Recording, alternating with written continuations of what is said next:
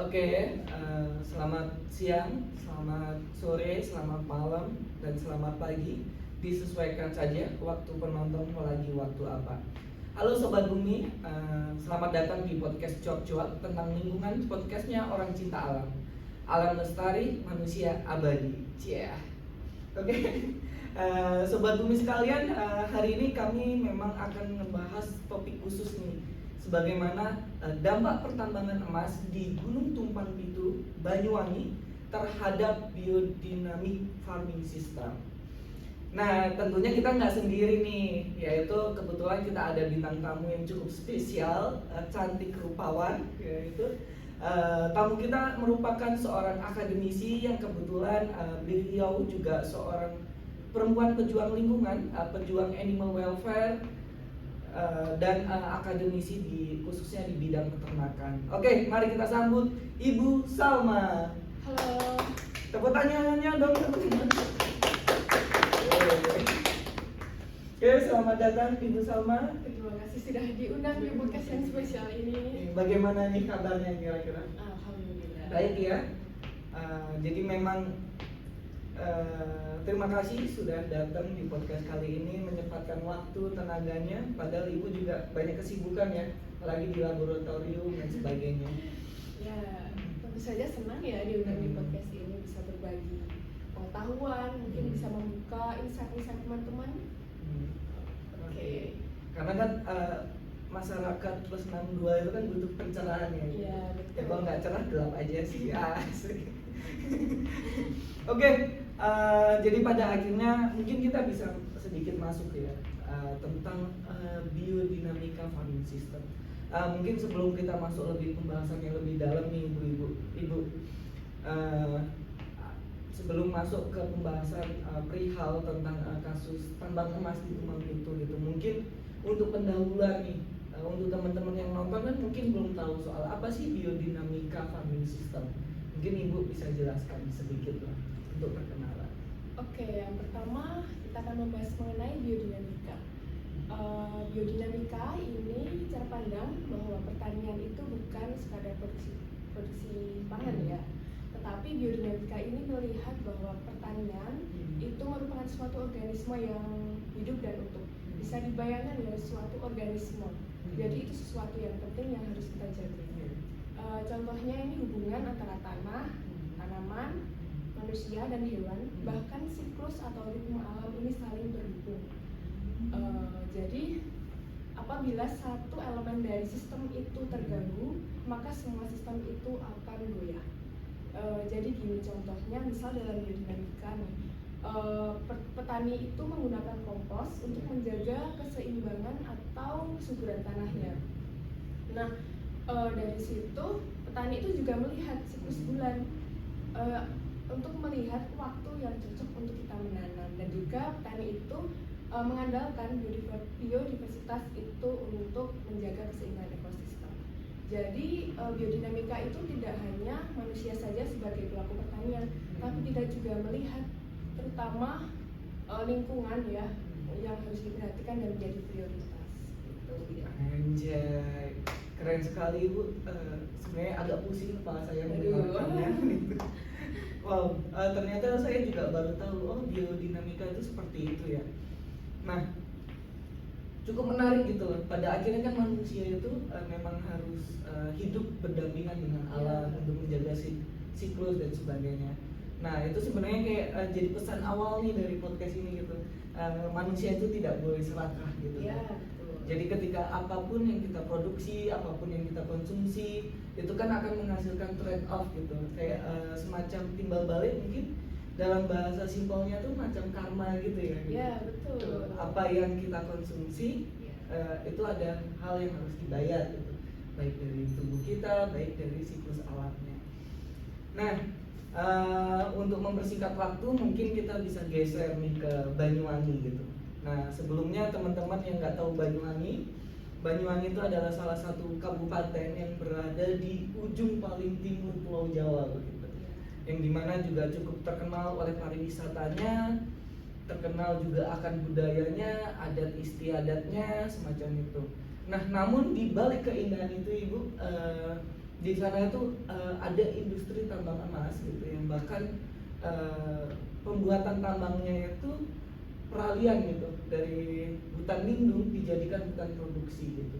Padahal masyarakat di sana itu menjadikan hutan lindung itu Gunung Tumbang itu untuk sebagai tameng tsunami waktu itu. Cuma untuk saat ini tuh ditambang. Nah, selain dari konflik pertambangan itu kontroversinya gitu, kontra sosialnya dan sebagainya. Mungkin saya pribadi lebih pengen tahu nih Ibu, dan mungkin penonton juga pengen tahu gimana sih kawasan pertambangan ini sudah berlangsung bertahun-tahun kan, dan pasti akan menimbulkan impact gitu. Mungkin Ibu bisa jelaskan soal bagaimana sih pertambangan emas ini sudah berlangsung dan keputusan apa, kok kenapa sih pada akhirnya ini hutan lindung kok bisa jadi hutan produksi? Oke, benar ya yang dikatakan Billy sebelumnya. Jadi kawasan hutan terutama di Gunung Tumpang itu Banyuwangi itu adalah peralihan dari hutan lindung menjadi hutan produksi. Nah ini sebenarnya tidak sembarang ya, karena ini didasarkan pada keputusan Kementerian Kehutanan nomor 826 tahun 2013 yang menurunkan status kawasan 1942 hektar. Bayangkan ya sebesar apa? Nah itu dari hutan produksi menjadi hutan lindung menjadi hutan produksi. Nah, yang pada saat itu kemudian membuka langkah awal peluang adanya pertambangan. Nah ini tapi dalam pertambangan ini ada dua POV nih Bill. Nah yang satu dari sisi industri, yang satu dari sisi lingkungannya. Dari industri kita tahu ya kalau pertambangan ini akan membuka peluang adanya lapangan pekerjaan baru, kemudian menghasilkan pendapatan bagi daerah yang cenderung lebih ke ekonomi. Nah, sedangkan kalau dari sisi lingkungan pertambangan ini dapat kita lihat ya ini malah cerita yang timbul ini malah menjadi cerita yang mengkhawatirkan karena tanahnya rusak, kualitas airnya turun, dan juga bahkan ada konflik sosial di tengah masyarakat itu. Jadi dari dua POV ini karena kita membahas mengenai biodinamika, jadi kita lebih menitik beratkan ke sisi lingkungannya. Iya. Benar-benar Bu. Jadi maksudnya jadi keingat tuh bahwasannya satu siklus ekonomi itu kan harus beriringan dengan soal keberlanjutan itu harus beriringan dengan sosial, ekonomi dan lingkungan gitu. Kalau misalkan berat di salah satu aspek itu kan jadinya nggak baik juga gitu kan. Nah mungkin kalau dari apa sih dampak pertambangan tuh saya kurang tahu ya, maksudnya ada efek kimianya dan sebagainya karena ada pengeboman dan sebagainya. Nah itu kan yang kita tahu sebagai masyarakat itu kan cuma ada ledakan nih gitu, gunungnya terkikis nih gitu. Nah sebenarnya dampak pertambangan itu terhadap geodinamika itu seperti apa sih kira-kira? Sebenarnya dampaknya ini banyak ya. Yang pertama itu kerusakan tanah. Tentunya pembukaan lahan untuk lahan tambang ini menghilangkan tanah-tanah yang subur. Tanah yang subur di biodinamika ini dinamakan topsoil. Nah, di mana topsoil ini merupakan penyedia mikroba, kemudian nutrien dan juga karbon organik di dalam tanah. Nah, apabila tanah yang subur itu hilang, maka siklus biokimia di dalam tanah itu terputus, yang artinya dalam geokimia ini kita menyebutnya atau dalam istilahnya itu kita menghentikan denyut nadi kehidupan di dalam tanah itu. Jadi apabila tempat tinggalnya buat mikroba ini hilang, tentu saja mikroba ini tidak bisa beraktivitas untuk menopang kehidupan di dalam tanah. Kemudian tidak hanya itu Will, yang kedua ini juga ada gangguan air. Tanah yang ada di sekitar tambang ini biasanya akan menyebabkan sedimentasi atau banyaknya sedimen di sungai. Nah, sedimen itu seperti yang kita ketahui ya, dia itu bisa bikin air keruh, kemudian irigasinya itu juga tersumbat, kemudian juga adanya resiko banjir lumpur. Nah, lumpur-lumpur yang halus ini bisa menutup permukaan tanah, masuk ke pori-pori tanah, yang pada akhirnya tanah itu kehilangan kemampuan untuk menyerap air. Oh, itu yang akhirnya menyebabkan banjir ya? Ya, kemudian selain tanah dan air, itu juga ada kontaminasi dari bahan kimia yang mereka pakai. Nah, kabarnya nih pertambangan atau ekstraksi emas di sana itu menggunakan merkuri dan juga cyanida. Nah, seperti yang kita ketahui ya, kalau merkuri dan cyanida itu logam berat yang berbahaya apabila masuk ke tubuh kita. Nah, selain itu bahaya pada kita, logam-logam berat ini juga mengganggu aktivitas dalam tanah juga. Padahal aktivitas tanah ini merupakan penggerak ya untuk bagaimana tanah itu bisa dimanfaatkan dalam sektor pertanian. Nah, kemudian selain itu biodiversitas itu juga berkurang, terutama penyerbuk seperti burung, kemudian lebah dan juga serangga. Karena ada penelitian yang menunjukkan sebelumnya itu bahwa kebisingan, kemudian polusi dan juga hilangnya habitat itu menurunkan penyerbuk alami itu secara drastis. Padahal penyerbuk itu merupakan kunci ya bagi produktivitas tanaman dan juga ekosistem. Nah, kemudian selain itu seperti yang saya bilang tadi, tambang itu juga mengakibatkan konflik sosial ekonomi. Jadi tambang ini juga menyebabkan konflik yang membuat para petani itu kehilangan akses terhadap tanah, kemudian hasil panennya menurun dan juga pendapatannya itu turun drastis gitu. Jadi tekanan sosial ekonomi itu menyebabkan para petani ini menjadi meninggalkan sektor pertanian itu. Jadi bisa kita tahu ya resiko atau dampak dari pertambangan bagi sektor pertanian itu tidak hanya dari lingkungan saja, tapi juga bagi para petani. Wow, cukup kompleks ya, maksudnya dalam artian dampak yang ditimbulkan oleh pertambangan ini gitu. Sedangkan ya kita masih butuh nih soal beras, kita masih butuh petani untuk mensuplai soal buah-buahan, ya beras tadi kan, jagung misalkan. Sedangkan kalau nggak salah itu di Banyuwangi memang dominan komoditasnya itu kan beras, jagung, buah naga, terus melon, ya kalau buah-buahan ya melon, jeruk, sama semangka. Nah itu kalau misalkan sawah itu nggak ada penyempitan lahan, jadikannya ada alih fungsi kan gitu. Ya terus kita mau makan kemana gitu. Sedangkan kita udah kecanduan gitu loh, sehari nggak makan aja kayak kelaparan. Kelaparan gitu. Nah mungkin kalau kita bisa lihat lebih dalam nih soal pertambangan ini kan bukan hanya merusak gitu kan satu dua aspek pertanian gitu, tapi bisa juga memutus seluruh jaringan kehidupan. Nah mungkin di situ bisa jelaskan memutus seluruh jaringan kehidupan, apakah itu juga bisa nyangkut soal peternakan atau bidang-bidang lain gitu.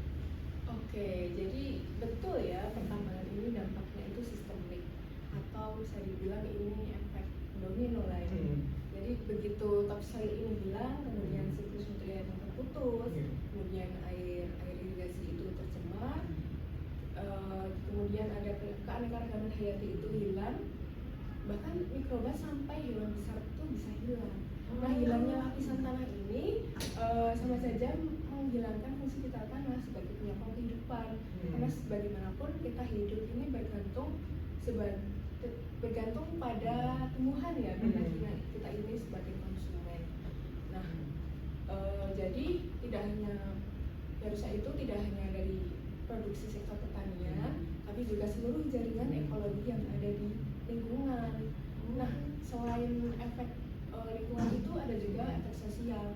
Nah, ketika tambang itu diakui oleh suatu perusahaan, maka jaringan kehidupan alam itu juga memutus jaringan kehidupan sosial. Jadi petani ini kehilangan motivasi untuk menanam, kemudian praktik biodinamika itu kan juga butuh dukungan dan Iya. stabilitas sosial ekonomi ya. Jadi Benar, ketika benar. itu hilang, maka petani untuk menanam pun menjadi kehilangan motivasi lah Iya. gitu. Kemudian lebih jauh lagi nih, efeknya ini bisa pada ketahanan pangan.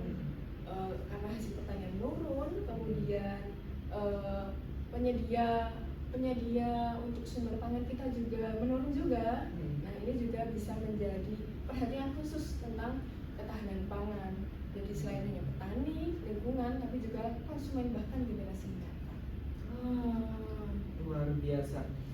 Ya cukup ini ya maksudnya kompleks dan detail gitu loh. Sebagaimana ternyata satu hal yang bisa merusak lingkungan itu kayak seakan-akan langsung memutus rantai gitu kan. Ibarat ada sirkulasi itu langsung dirusakin gitu loh rantainya gitu, satu sirkulasi lingkarannya.